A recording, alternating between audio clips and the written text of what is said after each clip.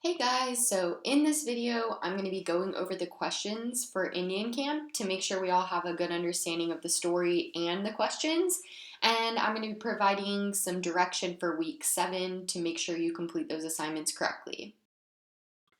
To answer the first question, we know that Uncle George, Nick, and his father are not in familiar territory as they are far away from their home and they're having to be led by Indians to the camp itself.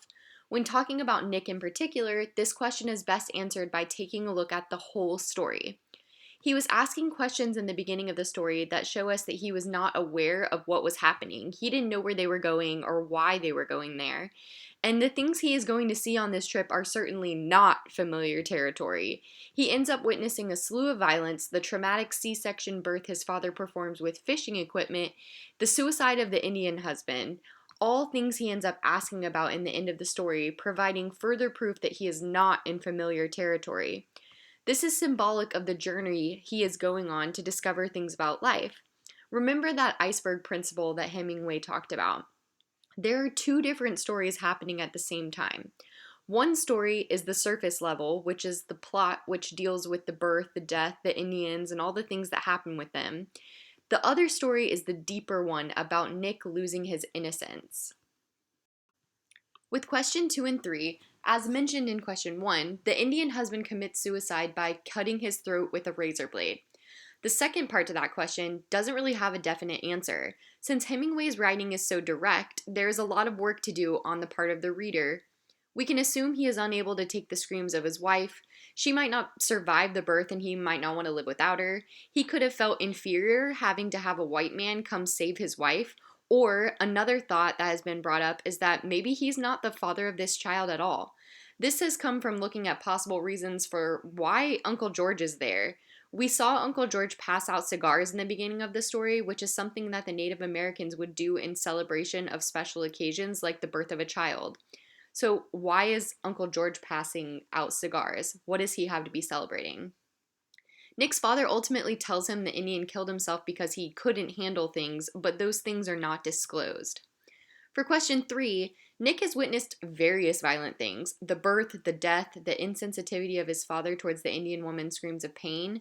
Looking at the very end of the story, it doesn't seem he has learned the correct things about these important events, noting that he thinks that he won't ever die. For question 4, I wanted you to look at the difference between what's taking place in the story when Nick's father is referred to as father and when he's referred to as the doctor. So his dad is referred to as father in the moments when he's being fatherly. We have Nick's father holding him in his arms at the beginning of the story, showing us that Nick is young and under the protection of his father. When he is referred to as the doctor, that bond is somewhat being severed. His father, the doctor, is no longer able to protect and shield him from the realities of life. Nick's experience with birth is one that he is welcomed into. His father brings him along and then asks him to assist in the process of the C-section. Nick looks away though and does not want to watch after a certain point, not being able to take the reality of what's happening. He doesn't have a choice when it comes to experiencing death. His father tries to shield him from seeing the dead man, but it is too late and he has been exposed to the reality of death in a very traumatic and violent manner.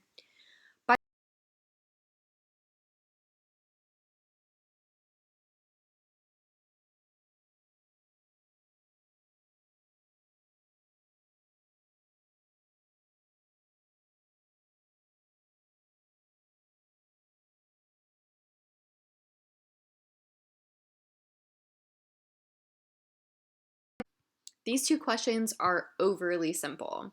He learns about birth from the pregnant Indian, and he learns about death from the Indian's husband. At the end of the story, as mentioned earlier, Nick ponders on the experience and decides he will never die. These two questions go together, question 9 and 10. It is the lack of effective communication from his father that leads him to this understanding that he won't ever die. His father does not answer his questions in a thorough manner. Despite having exposed his son to the realities of life and death, he really doesn't offer him support in understanding the things he's seen. We know this because Nick obviously doesn't understand the concept of death. He thinks that he is above dying and that it won't happen to him, even though we know it happens to everyone.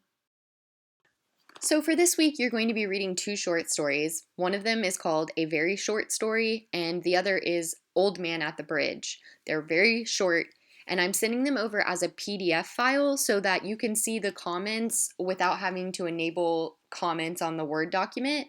So, make sure that you are reading those comments and questions on the side as you read along. They're are parts of the story that are highlighted, and then off to the right, there are comments that relate to that part that is highlighted. All of those things are there to help you in your understanding of the story.